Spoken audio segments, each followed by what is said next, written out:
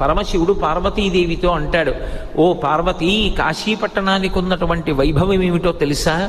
పాపములకు ఎదుర్చుక్క కాశీ, ఉపపాతములకు విషము కాశీ, కళ్యాణముల కాటపట్టు కాశీ, ముక్తికి పుట్టినిల్లు కాశీ. కాశీపట్టణం లోపలికి వెడుతుంటేనే రోమకూపములను ఆశ్రయించి ఉన్నటువంటి పాపరాశి పక్షి రూపంలో ఎగిరిపోయి చెట్లని పట్టుకుని ఉంటాయి.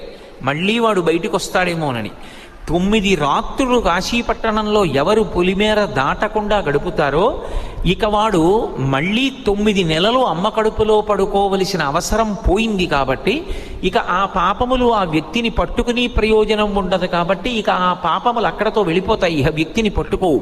అందుకే కాశీపట్టణంలోకి ప్రవేశించాలంటే కాలభైరవుని యొక్క అనుమతి ఉండాలి. అటువంటి వైభవం కలిగినటువంటి కాశీపట్టణం పాపములకు ఎదుర్చుక్క